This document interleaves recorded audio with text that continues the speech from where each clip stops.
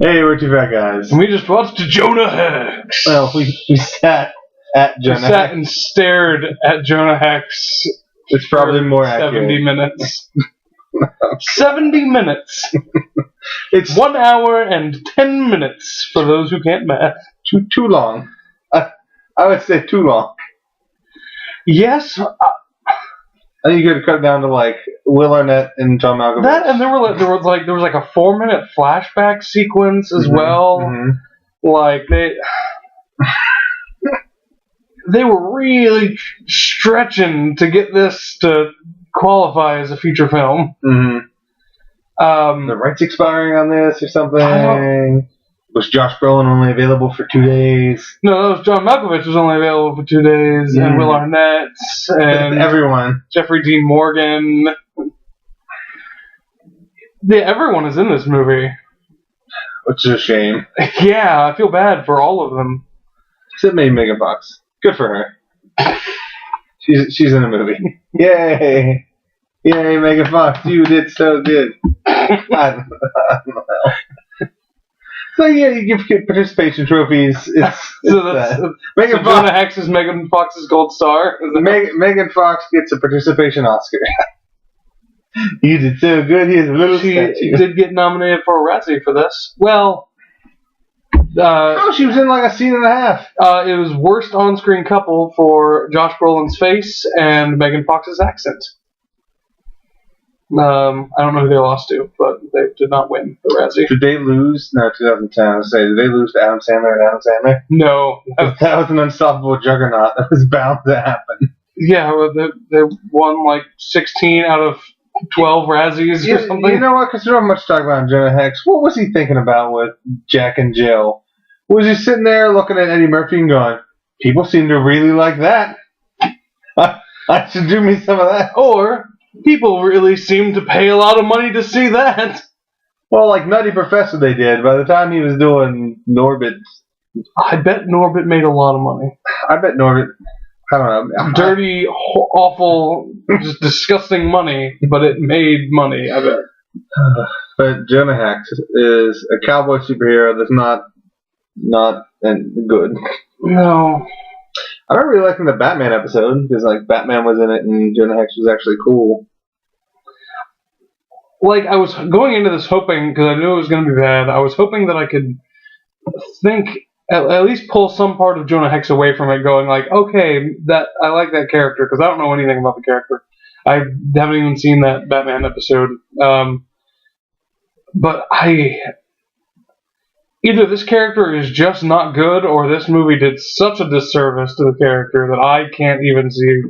A little bit of both, I think. Like, nothing about this character interested me. A little bit of both. And, like, I've not read a lot into the character, so I know some internet nerds who think Jonah Hex is the most complex and the best, and push my glasses.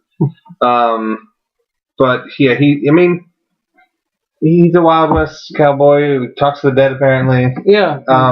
Which. Okay, not so it's like pushing daisies, right? If only. Oh man, we watch Pushing Daisies. Is that a marathon? Yeah, the marathon things Christian Chenoweth's in. I'd sign up for that. Yeah. So in this movie, though, like it. That's it. That's our review. That is a really good review, and we give it 2. I think that's just up. Exasperated.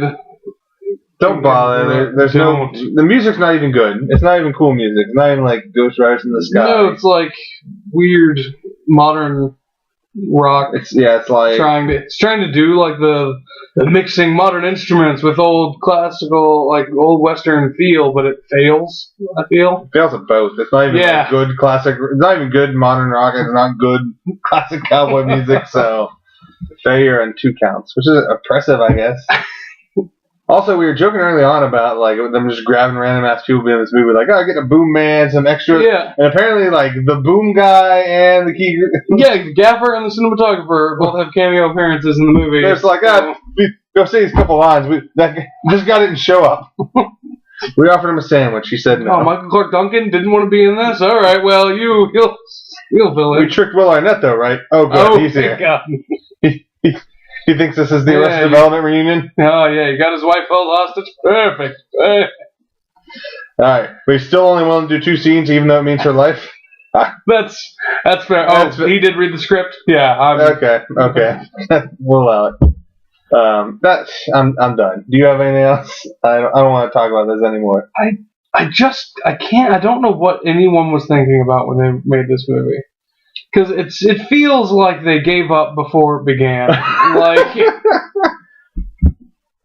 yeah, like it has the whole thing. Like, because Josh Brolin is trying. God bless him. Is he? Is he though? Like, not hard. He's not giving it his all. I feel like he just did this. Like, I'm just gonna do this every day on set. Yeah, but like you can, like I'm saying he's failing at making it seem like he's not dying on the inside. So he didn't give you the Grappler's hammer. What a savings! No, you didn't see that in his eyes. Like he was trying to get himself to make it good, but it's like he couldn't bring himself to try really hard, and I don't blame him. Because he would have done it good. He could have turned in an Oscar-caliber performance. I'm not going to badmouth any of the actors involved in this, except for like maybe their decision to do it, unless they got paid well. You know what? The amount of money they got paid, I would be in a much worse movie in a much more demeaning role. The amount. The amount of money any of the people whose names you knew. The amount of money any of them got paid. I mean, like this movie, the budget was $47 million, and it brought in $10 million at the box office. $10 million at the box office? Again, remember, it opened at number 7. It opened the exact same day as Toy Story 3. Well, a crossover. Yeah. Big Jonah Hex Toy Story crossover audience. I don't want to talk about it. You know what, though? I will say this. I don't think it was worse than Nick Fury, Agent of S.H.I.E.L.D.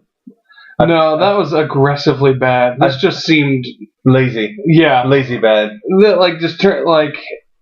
This seemed like maybe the director was super stoked about it, but I don't know who directed it. That's just way off base. This is just how it appeared. Like an inexperienced director who's really passionate about the project, but not very good at anything. And like rallying all his friends and people he knows, like, hey, I'm going to do this Jonah Hex movie, and they're all like, really? It also feels like a studio that got Josh Brolin to sign on to this character, and then just like hurry up and make this piece of crap before he changes his mind. Yeah, like it kind of reeks of desperation. It no good. And like they just wanted it done. Mm-hmm. No second takes. Also, chain machine guns on horses. For like one scene. Yep. Can we be done talking about this movie? Let's talk about Back to the Future 3. That was set in the Old West. We're going to talk about good movies set in the Old West? Maybe some other time. But, next up. Next up. Oh, you got something else? I got Do the next up. I'll try to remember what I was going to say. Next up, we got Man Thing. I mean, Swamp Thing. Swamp Man. Swamp Man.